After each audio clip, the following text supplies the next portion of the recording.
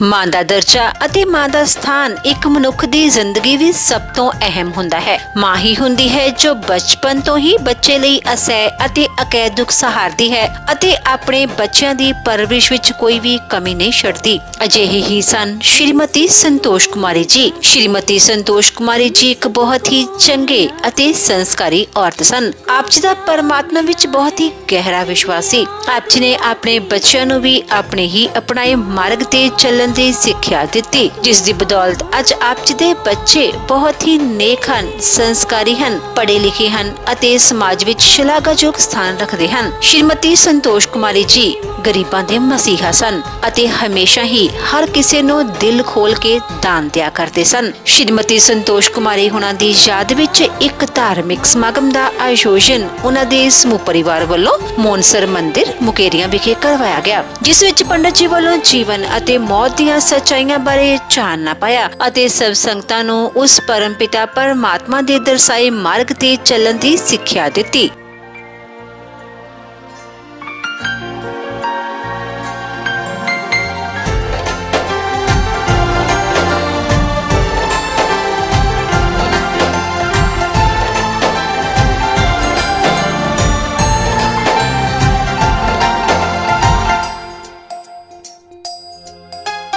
कब दुख है तेरे दुख जैसा इस दुनिया में, तेरी याद आती है, तेरा मुस्कुराना, हाथों से खिलाना, प्यार से सुलाना, तेरी याद आती है।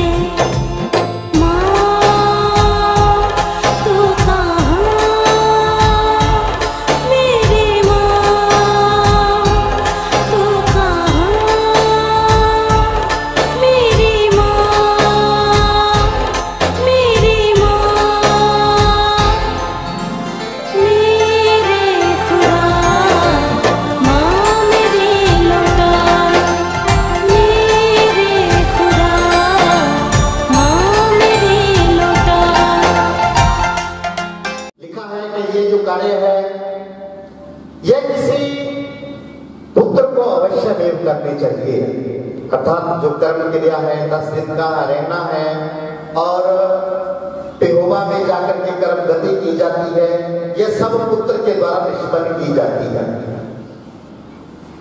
तो गरुड़ पुराण में लिखा है कि अगर गरुड़ ने कहा कि भगवान अगर किसी का पुत्र नहीं है तो उसकी गति कौन कराएगा, उसकी गति कौन कराएगा। तो विष्णु भगवान ने गरुड़ को एक कथा वार्ता सुनाई कि हे गरुड़, ऐसा नहीं है कि अगर किसी के पुत्र नहीं है तो उसकी गति नहीं हो सकती, सबकी गति हो सकती है। राजा जो है सब वर्णों का बंधु होता है। तो भगवान विष्णु ने गरुड़ को एक वार्ता सुनाई कि हे गरुड़, बब्बुर नाम का एक राजा था। राजा को क्या होता था कि शिकार खेलने का बहुत आदत होती थी। तो राजा भी बब्बू नाम का राजा जो है जंगल में शिकार करने के लिए चला गया। शिकार खेलते खेलते क्या होता है कि राजा को प्यास लगी, किसी दूसरे जंगल में चला गया। तो उस जंगल में जाकर के देखा कि राजा ने एक जलाशय है, जलाशय पर उसने पानी पिया और अपने घोड़े को भी पानी पिला करके एक बट का वृक्ष है उसके नीचे आराम करने लग गया। जब आराम करने लग गया तो राजा के सामने एक प्रेत आ गया। प्रेत कैसा होता है कि उसका शरीर नहीं होता, वो हमको तुमको सबको देख सकता है पर बोल नहीं सकता, ना कुछ खा सकता है। जो आदमी अधोगति करके मर जाते हैं, जो अपनी उम्र से पहले इस दुनिया से चले जाते हैं, वो प्रेत योनि को प्राप्त होते हैं। गरुड़ पुराण में लिखा है कि वो प्राणी जो है प्रेत योनि को प्राप्त होते हैं। तो राजा के सामने भी एक प्रेत आकर के खड़ा हो गया। तो राजा ने कहा कि हे प्रेत, बता तू किस कारण से प्रेत बना। तो उस प्रेत ने सारा हाल अपना बताया कि हे राजन, मैं सुदेश नाम में ब्राह्मण था, सुदेव मेरा नाम था। मैं हव्य से देवताओं को और कव्य से देवताओं को संतुष्ट करता था। मैं हमेशा जप तप पूजा पाठ करता था, परंतु किसी कारणवश वो मेरा सब पुण्य जो है नष्ट हो गया। मेरा पुण्य नष्ट हो गया क्योंकि मेरे कोई पुत्र नहीं है, मेरे कोई संतति नहीं है, मेरे कोई और रिश्तेदार नाती नहीं है जो मेरी प्रेत कर्म क्रिया को करा सके। उन्होंने कहा, प्रेत ने कहा कि हे राजन, सब वर्णों का बंधु जो है राजा होता है, कि राजन अगर तुम मेरी प्रेत क्रिया, जो कर्म क्रिया जिसको हम कहते हैं, कि कर्म क्रिया अगर आप करवाओ तो हे राजन मैं आपको उपहार के बदले में एक मणिरत्न दूंगा। तो राजा ने कहा ठीक है कि हे प्रेत, अगर मेरे द्वारा कुछ करने से तुम्हारी प्रेत योनि छूट सकती है तो मैं अवश्य ही तुम्हारे लिए वो कुछ करूंगा। तो राजा ने आकर के उस प्रेत के कहने के मुताबिक जो उसने कहा, जिस विधि से कहा, विष्णु भगवान की बहुत बड़ी पूजा की, क्योंकि विष्णु भगवान ही मुक्ति को देने वाले हैं। तो राजा ने आकर के प्रेत ने जैसा कहा था वैसी भगवान विष्णु की पूजा की, नारायणी विधि की, पिंड दान किया, जैसा हम बेहोवा में जाकर के करते हैं। पूरी विधि के साथ राजा ने जब वो सब कार्य किया तो वो प्रेत जो है अपनी उस लोक को छोड़ करके, प्रेत योनि को छोड़ करके उत्तम लोक को चला गया। बोलिए विष्णु भगवान की। तो जब एक राजा के द्वारा किसी प्रेत का कार्य करने से एक प्रेत उत्तम योनि को प्राप्त हो सकता है, तब पुत्र के द्वारा दिए गए पिंडदान से क्यों नहीं मुक्ति हो सकती। अर्थात पुत्र द्वारा जो दिया गया पिंडदान है वह अवश्य ही उसको प्राप्त होता है। तो ऐसी ऐसी कथा इस गरुड़ पुराण में लिखी गई है। और आगे 11वें अध्याय में लिखा है कि धन पुत्र स्त्री श्री राधि तथा भाई बंधु ये सब नाशवान है, कोई किसी का मित्र नहीं। लिखा है धर्म स्थिर रहता है, इसलिए धर्म का संचय करना चाहिए। हम रोज कुछ न कुछ कमाई करके अपने लिए रखते हैं, परंतु हमें पता है एक दिन हमें छोड़ करके जाना है, तो इसलिए इस शरीर से कुछ न कुछ धर्म संचय करना चाहिए, धर्म का संग्रह करना चाहिए। रोज एक घड़ी आदि से पुण्याद, तुलसी संगत साध की हरे कोट अपराध। तुलसीदास जी ने लिखा है कि एक घड़ी कितने मिनट की होती है? 24 मिनट की होती है। लिखा है कि एक घड़ी 24 मिनट तो भगवान के लिए निकालने चाहिए जरूर। एक घड़ी आधी घड़ी, एक घड़ी 12 मिनट में 24 मिनट नहीं लगा सकते तो कम से कम 12 मिनट भगवान के निमित्त लगाने चाहिए। अच्छा, एक घड़ी आधी से पुण्याद, तुलसी संगत साध की हरे कोट अपराध। तुलसीदास जी कहते हैं कि एक घड़ी 24 मिनट जरूर लगाओ, 24 मिनट नहीं लगा सकते तो 12 मिनट लगाओ, और कहते 12 मिनट नहीं लगा सकते कम से कम 6 मिनट तो भगवान के निमित्त जरूर लगाने चाहिए। अरे जिस भगवान ने हमें इतना शरीर दिया, इतना सुंदर शरीर दिया है, उस भगवान के लिए हमें 24 घंटे मिले हैं। 24 घंटों में से हमें कुछ ना कुछ भगवान के निमित्त भी लगाना चाहिए।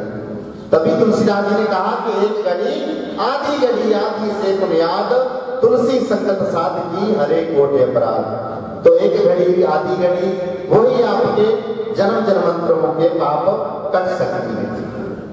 और गरुड़ पुराण में लिखा है कि अपना आत्मा ही अपना बंधु है, अतः मरने पर कौन देगा यह ध्यान में रखें। ऐसा जानता हो कुछ सब अपने हाथ से दान करें, क्योंकि यह जीवन नित्य है, बाद में कोई नहीं देगा। मरे हुए शरीर को कांच तथा कंकड़ के समान पृथ्वी पर छोड़कर मुख फेर कर बादल चले जाते हैं। केवल धर्म ही उसके साथ जाता है, घर पर अर्थशास्त्र छोड़ जाता है, शमशान से सब भाई लौट जाते हैं। केवल किया हुआ कर्म, शुभ अशुभ कर्म ही मनुष्य के साथ जाता है। शरीर आग से जलाया गया और दुख से सागर रूपी संसार में कोई किसी का बंधु नहीं है। कर्म के संबंध में प्राणी आते हैं और कर्म के क्षीण होने पर चले जाते हैं। ये हमारा दुनियादारी का लेन देन है। जो हमने जितना किसी से लेना है, देना है, जब वो खत्म हो जाएगा तो एक दिन हमारी छुट्टी हो जाएगी। इसलिए कोशिश करनी चाहिए कि भगवान का हमें हमेशा याद रखना चाहिए। अपने गुरु मंत्र का हमेशा जाप करता रहना चाहिए। गरुड़ पुराण में लिखा है कि आत्मज्ञानी होना चाहिए, अपनी आत्मा को पहचानने वाला होना चाहिए। आत्मज्ञान किससे प्राप्त होता है? गुरु से। तो गुरु से जो मंत्र मिला है उस मंत्र का हमें जाप करते रहना चाहिए ताकि हमारा परलोक का रास्ता ठीक हो जाए, सुधर जाए। माता पिता पुत्र भ्राता बंधु और स्त्री आदि का साथ प्याओं पर इकट्ठे हुए प्राणियों के समान है। जैसा नदी में, आपने नदी में देखा होगा कई बारी ना एक जगह पर घास फूस आकर के इकट्ठा हो जाता है, घास फूस इकट्ठा हो जाता है, परंतु पीछे से केवल इतना जल्दी तेज पानी आता है वो सब उसको बहा ले जाता है। इसी तरह यहाँ पर प्राणियों का आना जाना है। तो एक दिन सबको इस लोक को छोड़ करके जाना है। तो जब तक है इसलिए स्वयं अपने हाथ से कुछ ना कुछ दान करते रहना चाहिए। जब तक धन अपने अधीन है तब तक ब्राह्मण को समर्पण करें और धन के पराधीन हो जाने पर कुछ कहने का उत्साह नहीं होता। जब धन अपने हाथ में नहीं तो कुछ नहीं हो सकता। पूर्व जन्म में किए हुए दान से यह धन प्राप्त हुआ, इसलिए ऐसा जानकर धर्म के लिए धन का संग्रह दान करना चाहिए। धर्म से अर्थ होता है, अर्थ से काम होता है और धर्म की मोक्ष के लिए होता है। इसलिए धर्म का संग्रह अवश्य करना चाहिए। धर्म जो भी करना चाहिए श्रद्धा से करना चाहिए। और धनहीन मुनि शांत के कारण स्वर्ग को गए। लिखा है पत्रों पुष्पम फलम तोयम यो में भक्त्या प्रचति।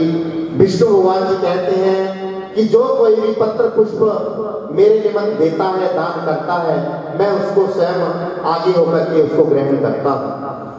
ऐसा बहुत ही परम पवित्र ज्ञान इस गरुड़ पुराण में दिया गया है, जिसको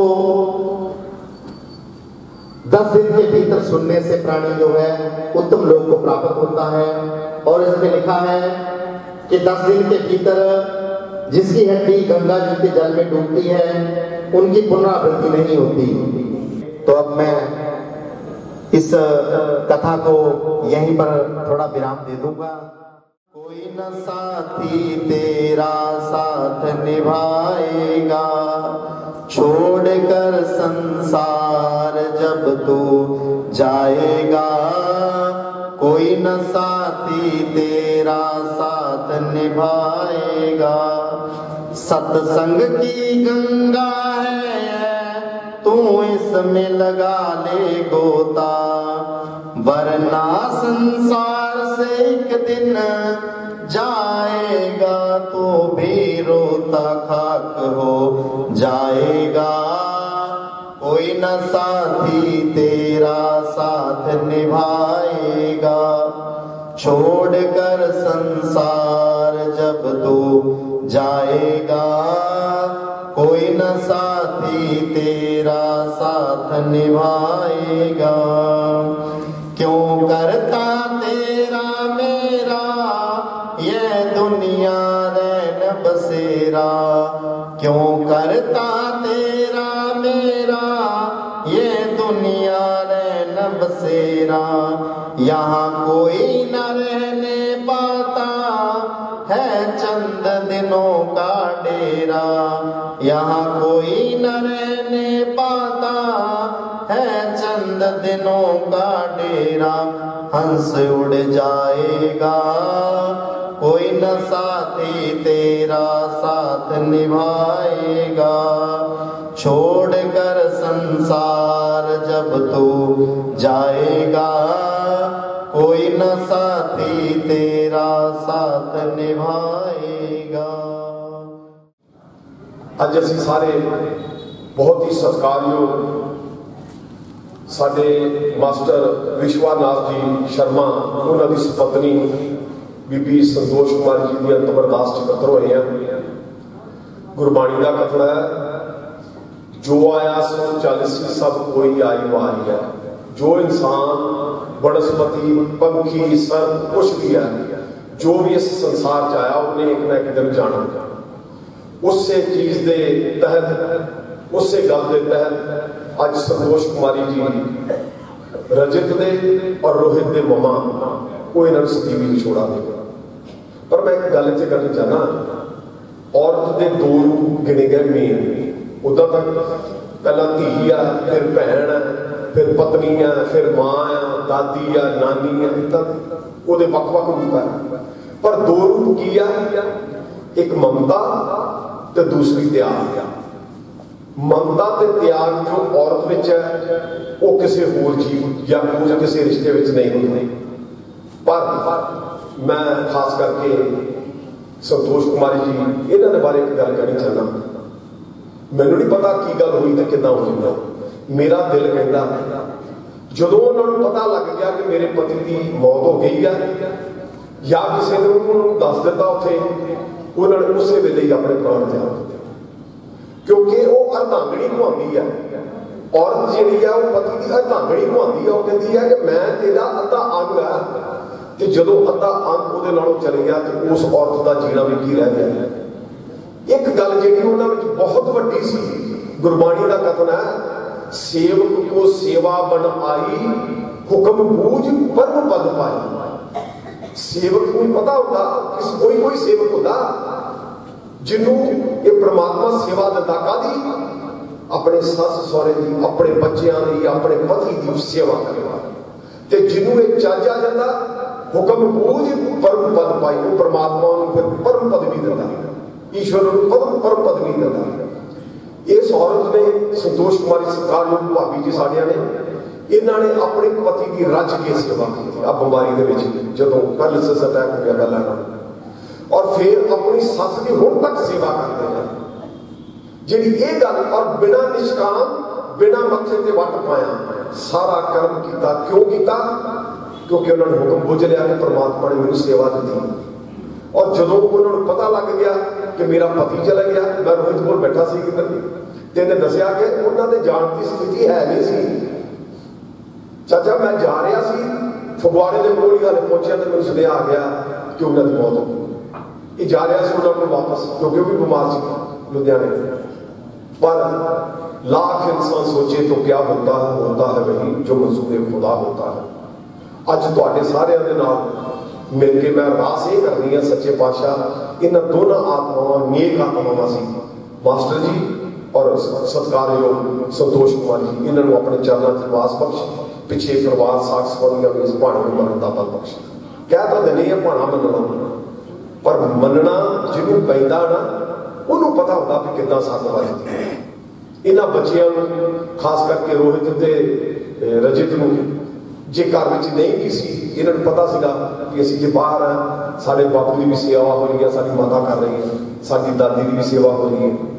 पर अज वो लाजवंती इन्हों की सासू मां वो हजे भी भावें बीमार है, मंजे ते है, पर उन्होंने सेवा टिल डेथ हो जाती है। इस परिवार के कोल एक बड़ा वड्डा विरसा सेवा का, ये इन्होंने परिवारक तौर पर इन्होंने मिलिया, ये होया। पर जो मौत की गल करिए ना, मौत एक अटल सच्चाई है। मौत के बारे बाबा फरीद जी कहते, वेख फरीदा मिट्टी खुली, मिट्टी उत्ते मिट्टी डुली, मिट्टी हसे मिट्टी रोवे, अंत मिट्टी दा मिट्टी होवे। ना कर बंदिया मेरी मेरी, ना ये तेरी ना ये मेरी, चार दिना दा दुनिया मेला, फिर मिट्टी दी बनना ढेरी, वेख फरीदा मिट्टी खुली। मिट्टी नाल ना धोखा कर तू भी मिट्टी मैं भी मिट्टी, जात पात दी गल ना कर तू, जात सिर्फ खुदा दी ऊंची, बाकी सब कुछ मिट्टी मिट्टी, वेख फरीदा मिट्टी खुद। ते बुल्ले शाह जी को पूछा किसी ने कि मौत के बारे तुसीं की कहते हो, उन्होंने की कहा, बुल्ले शाह इत्थे सब पुरने किसे न इत्थे रहना, आपको अपनी बात मुका के सब मुड़ना पैना।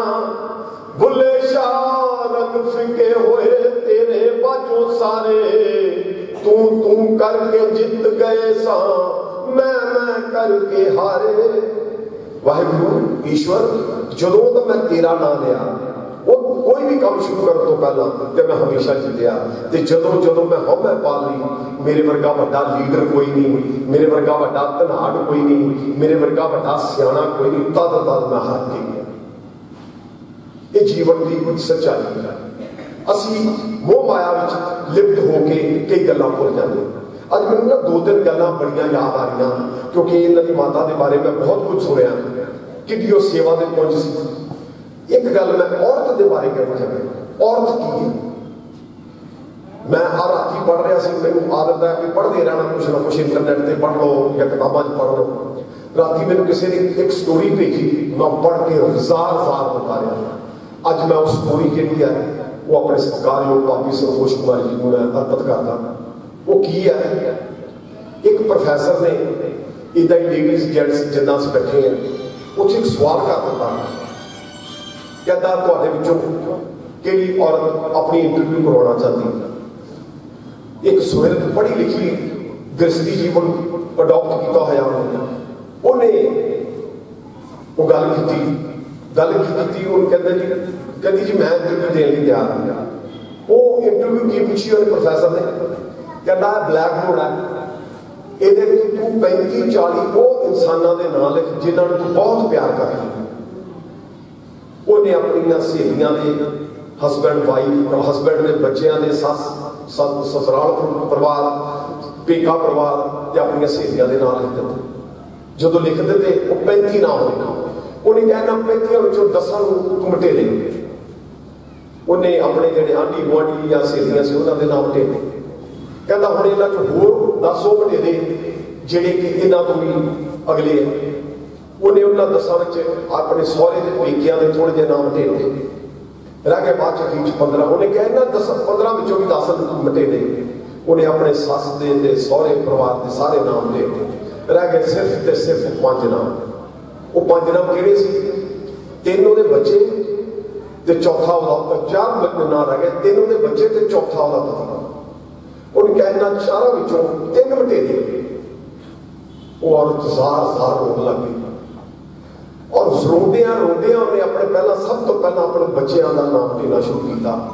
एक बच्चे का मटेवे तो जार रोवे, दूजे का मटेवा जार रोवे, अखीर में कला पति का नाम रह गया।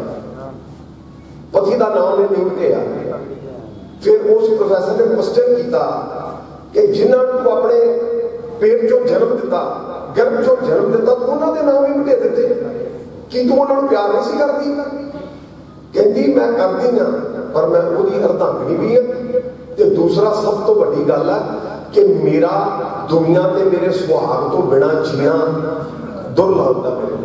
तो मैं अपने सुहाग की जी खुशी वो मंगती हाँ। बच्चिया ने अपने परिवारों में रुझ जाना और बाकिया ने बोलना जो मैं या मेरा पति कला रह गए तो असं सिर्फ एक दूसरे दी यादों में रह जाना। उजाले अपनी यादों के हमारे साथ रहने दो, न जाने किस गली में जिंदगी की शाम हो जाए। एक समर्पित करता मैं एक गल, एक गीत है पाकिस्तानी उर्दू दे विच, वो साडे सत्कारयोग भाभी जी से बहुत टुकदा। मैं उहदियां थोड़ियां जिहियां सदरां तुहाडे नाल साझियां करना चाहना कि औरत नूं असीं कहते हैं वेली घर में की काम है, कोई नहीं, रोटी बना ली वेली। वो कवि कहता कि मेरी जो मैं सुता उठता मेरी मां रसोई च काम कर रही होती, सानू नहा के तैयार करके साढ़े टिफिन बना के सानू स्कूले भेजती है, ब्रेकफास्ट देंगे। ਉਹਦੇ ਬਾਅਦ ਸਾਡਾ ਫਾਦਰ ਆ ਉਹਨੂੰ ਬੈੱਡ ਟੀ ਦਿੱਤੀ, ਉਹਨੂੰ ਬ੍ਰੈਕਫਾਸਟ ਦਿੱਤਾ, ਉਹਨੂੰ ਤਿਆਰ ਕਰਕੇ ਆਫਿਸ ਭੇਜਿਆ। ਫਿਰ ਉਹ ਭਾਂਡੇ ਮਾਂਜਣ ਲੱਗ ਜਾਂਦੀ ਆ, ਕੱਪੜੇ ਧੋਣ ਲੱਗ ਜਾਂਦੀ ਆ, ਸਫਾਈਆਂ ਕਰਨ ਲੱਗ ਜਾਂਦੀ ਆ। ਫਿਰ ਅਸੀਂ ਸਕੂਲੋਂ ਆ ਜਾਂਦੇ ਆ, ਸਾਡੇ ਕੱਪੜੇ ਉਤਾਰ ਕੇ ਉਹਨਾਂ ਨੂੰ ਧੋਣ ਵਾਲੀ ਜਗ੍ਹਾ ਰੱਖਦੀ ਆ, ਸਾਨੂੰ ਫਿਰ ਰੋਟੀ ਪਾਣੀ ਛਕਾ ਕੇ ਸਾਨੂੰ ਸੁਆਉਂਦੀ ਹੈ। ਜਦੋਂ ਸੁੱਤੇ ਉੱਠਦੇ ਆ ਸਾਨੂੰ ਪੜ੍ਹਾਉਂਦੀ ਆ। ਉਹਦੇ ਬਾਅਦ ਸ਼ਾਮ ਨੂੰ ਜਦੋਂ ਸਾਡੇ ਫਾਦਰ ਆਉਂਦੇ ਆ ਸਾਨੂੰ ਸਾਰਿਆਂ ਨੂੰ ਖਾਣਾ ਦਿੰਦੀ ਆ। ਫਿਰ ਅਸੀਂ ਸੌ ਰਹੇ ਹੁੰਦੇ ਬਿਸਤਰਿਆਂ 'ਤੇ, ਤਦ ਵੀ ਮੈਨੂੰ ਆਪਣੀ ਘਰ ਦੀ ਰਸੋਈ ਵਿੱਚੋਂ ਭਾਂਡੇ ਖੜਕਣ ਦੀ ਆਵਾਜ਼ ਆ ਰਹੀ ਹੁੰਦੀ ਹੈ, ਕਿਉਂਕਿ ਉਸ ਵੇਲੇ ਵੀ ਮਾਂ ਜਿਹੜੀ ਹੈ ਭਾਂਡੇ ਮਾਂਜ ਰਹੀ ਹੁੰਦੀ ਹੈ। ਤੇ ਅਸੀਂ ਕਹਿੰਦੇ ਹਾਂ ਕਿ ਔਰਤ ਨੂੰ ਆਵੇਂ ਕੋਈ ਘਰ ਵਿੱਚ ਕੀ ਕੰਮ ਕਰਦੀਆਂ ਔਰਤਾਂ। ਉਹਦੇ ਲਈ ਇੱਕ ਗੀਤ ਹੈ कि औरत को आराम कब मिलता, मौत की आगोश में जब थक के सो जाती है माँ, तब कहीं जाके लगा थोड़ा सुकून पाती है माँ। मौत की आगोश में जब थक के सो जाती है माँ, मांगती कुछ भी नहीं अपने लिए अल्लाह से, मांगती कुछ भी नहीं अपने लिए अल्लाह से, अपने बच्चों के लिए दामन को फैलाती है माँ। प्यार कहते हैं किसे और ममता क्या चीज है, प्यार कहते हैं किसे और ममता क्या चीज है। जाके उन बच्चों से पूछो जिनकी मर जाती है माँ, जाके उन बच्चों से पूछो जिनकी मर जाती है माँ। शुक्रिया हो ही नहीं सकता कभी माँ का अदा, शुक्रिया हो ही नहीं सकता कभी माँ का अदा। मरते मरते भी दुआ जीने की दे जाती है माँ, मरते मरते भी दुआ जीने की दे जाती है माँ।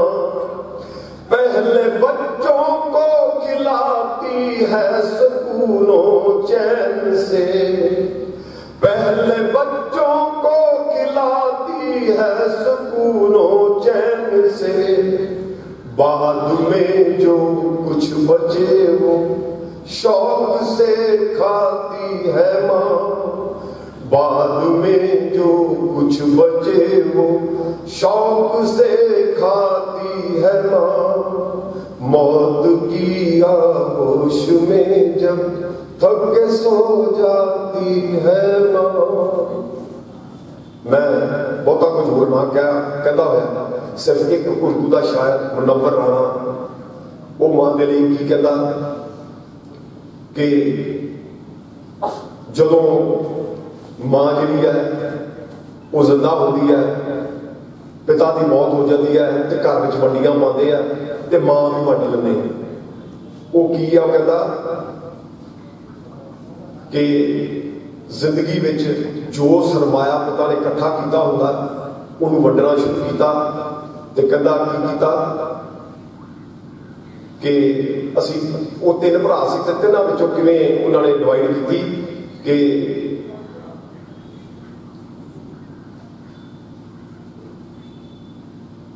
किसी के हिस्से में घर आया, किसी के हिस्से में मकान आया, किसी के हिस्से में मकान आया, किसी के हिस्से में दुकान आई, मैं घर में सबसे छोटा था, मेरे हिस्से में मां आई। इदां दियां बड़ियां पाइयां इस समाज दे विच गलत गल्लां जिहड़ियां इदां दियां होंदियां ना समाज रीतियां, उन्हां नूं सानूं रोकना चाहिए। तो एक गल मैं इस परिवार के बारे कहदे होया, क्योंकि वधिया परिवार है और इन्हां दोनों बच्चों ने अपने माता पिता की भी सेवा की है और अपने माता पिता के कहने में रहे हैं। इन्हों मैं तो यही गल कहांगा कि जो इन्हों की माता के गुण सी वो इन्हों जरूर आन, कोई भी अपने परिवार का और समाज का जड़ा उसी तरह सेवा करते रहन। मैं बहुता कुछ ना कहता हुआ बेनती कराँगा सुदर्शन जी मेरे बड़े सत्कारयोग भाई साहब, उन्होंने मैं बेनती करता हाजीपुर तो आए हुए हैं, वो 2 मिनट के लिए अपनी हाजिरी लाउन तो श्रद्धा के सुमन भेंट कर।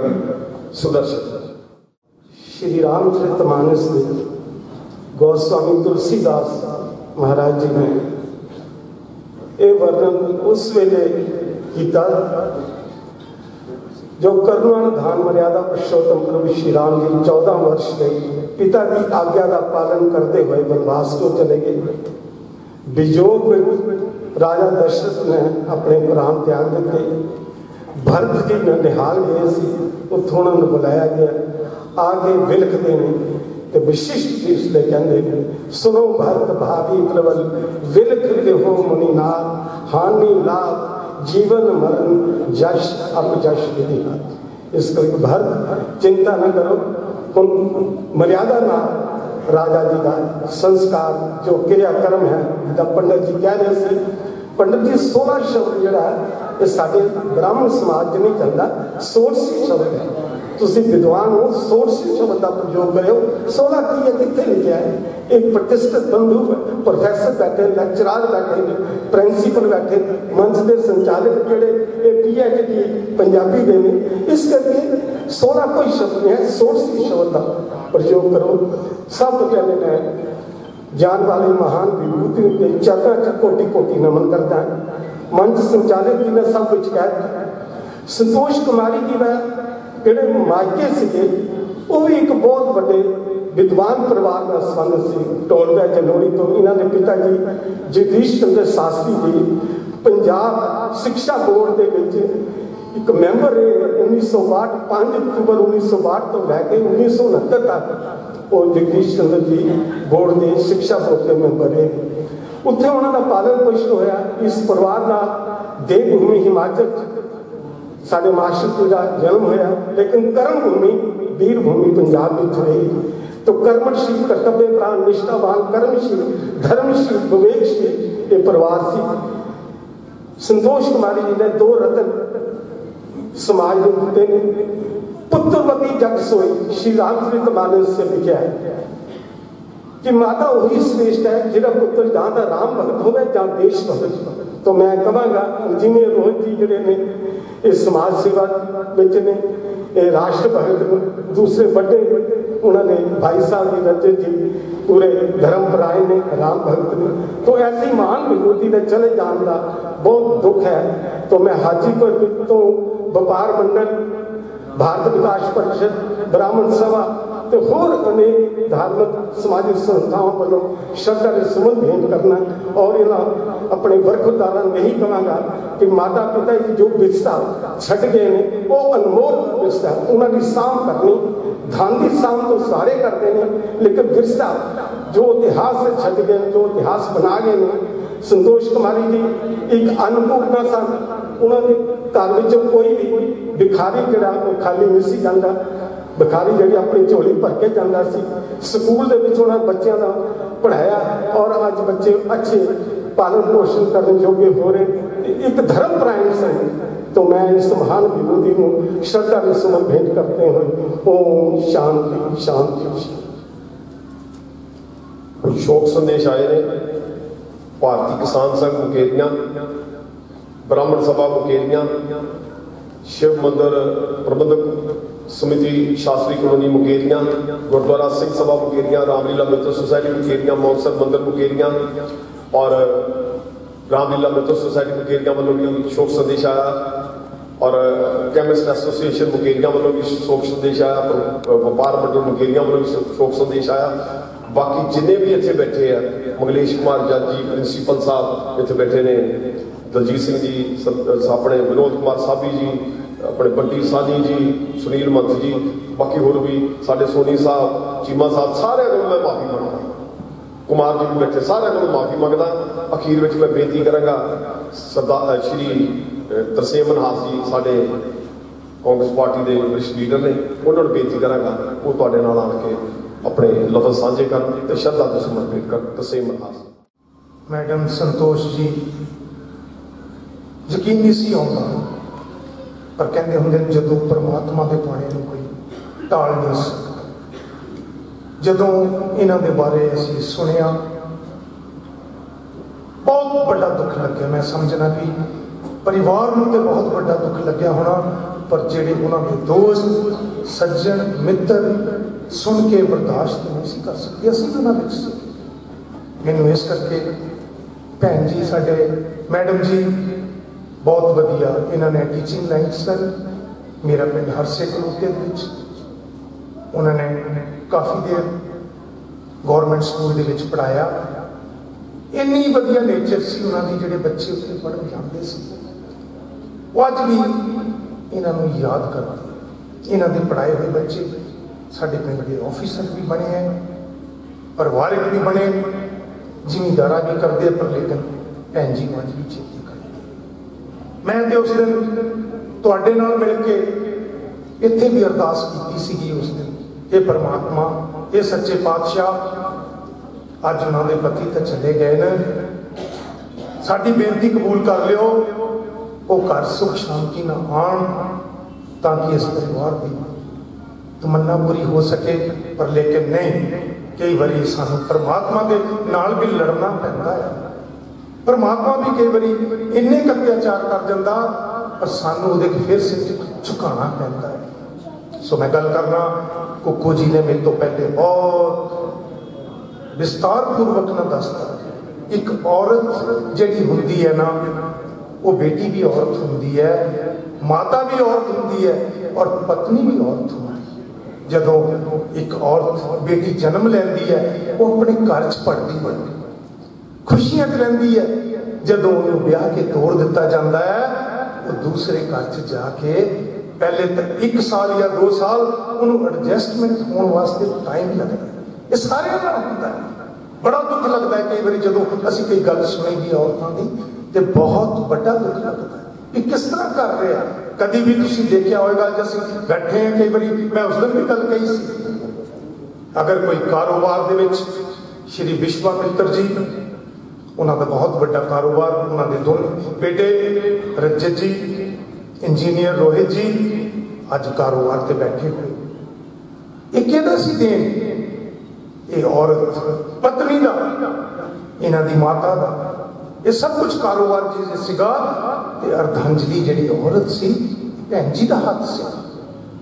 सो मैं तो दुख दे विच यही कहांगा, टाइम बड़ा हो रहा, माता की जो गल करिए, अज मैनूं एक गल आउंदी है चेते, इस तरह ही किते एक बेटा सीगा, वो किते बहुत बड़ा पढ़ के बहुत लायक बन गया, हज़ारां करोड़ां रुपया की उन्होंने आमदन हो गई।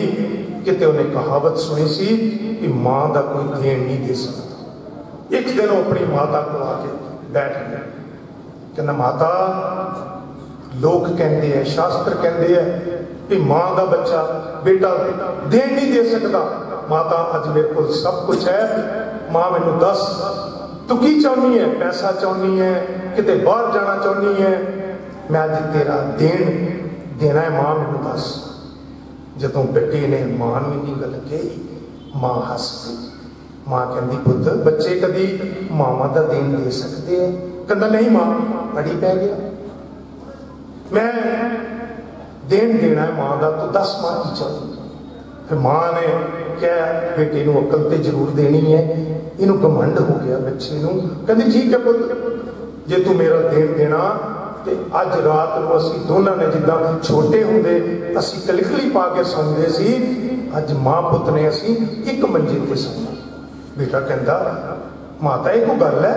ये तो कुछ भी नहीं गल, ये किहड़ी गल हैगी है? ये तो मैं छोटी जी गल है, कोई नहीं। शाम को जदों आ गई गल, मां ने आख्या पुत नूं, बेटा मैनू रात को प्यास लगती है, तो जग जरूर पानी गिलास भी रख ली, मैं पानी भी पीना होता। बेटा कहता कोई नहीं। जदों माता ते पुत बैठ गए मंजे ते, मां ने कहानी शुरू कर दी, बेटे नूं नींद आने लग पई, शुरू हो गई। ते मां ने जदों देखा मेरा बेटा सौ रहा, उन्होंने 2 पानी दे बूंदा लैके उस बच्चे पे जदों तपकिया ना, ते बेटा उठ पिया। मां तो मैनूं सौण नहीं दिंदी, मां मैनू नींद आ रही, मेरी नींद खराब कर रही। माता ने जो दूजी बारी जग सुटता ना तो बेटा उठ के बैठ गया, कहता मां तू की कर रही है, मेरे सौण मैनू नींद लगी हुई सी। कहती पुत तू तो मैनू कहता सी देन देना तेरा, जदों तू गिली जगह ते छोटा होंदा पेशाब करके सौंदा सी ते मैं उस जगह ते सौंदी सी ते तेनू मैं सुखी जगह ते पांदी सी। सो मां दा देन कोई नहीं दे सकता, कोई जम्मिया नहीं मां का देन देने वास्ते। औरत जिहड़ी है तो साडी अर्धांजलि है बेटी। सो अज उन्हां दा चले जाना, मैं ते इस परिवार नूं तुहाडे विच मिल के अज रोहित इंजीनियर जी नूं, रजत जी नूं ये कहांगा माता के संस्कारां दा, अपने पिता जी दी जिस तरह उन्होंने कारोबार को बताया, परमात्मा करे तुसीं दिन रात दुगनी चौगनी करके और लोगों के विच उस तरह प्यार छड्डो। मैं यही कहूँगा जिन्ना भी कोई इस वाहिगुरु सच्चे पातशाह ये परमात्मा इस आत्मा नूं अपने चरणों च जगा देना और इस परिवार नूं, इस भाणे नूं बल बख्शण की ताकत देना। ओम शांति शांति। मुकेश जैन जी को और पिछे होर भी बैठे ने सज्जन अशोक शर्मा जी, सारा तो मैं माफी चाहूँगा किसी का नाम नहीं लिया होया। शास्त्री जी माफ करना जी। शोक संदेश मित्र मंडल मुकेरिया वालों रजिंदर कुमार राणा जी वालों भी आया, मैं उन्होंने भी धन्यवादी हाँ। परिवार वालों कुछ धनराशि इन्होंने संतोष कुमार जी ने मित्र दी गई है।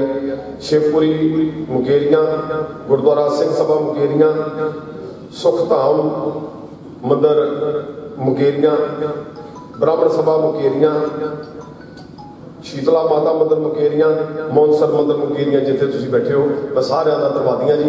फिर दोबारा वाहिगुरू सच्चे पातशाह के चरणों च अरदास करदा कि सच्चे पातशाह उस विछड़ी आत्मा ने अपने चरणों च निवास बख्शी, पिछे परिवार साथ संबंधी रिश्तेदारों इस भाणे को मनण का बल बख्शी। वह सारिਆਂ ਦਾ धन्यवाद। वाहिगुरू जी का खालसा, वाहिगुरू जी की फतेह। ऐडियां गूड़ियां जग ते छावां लभदियां नहीं,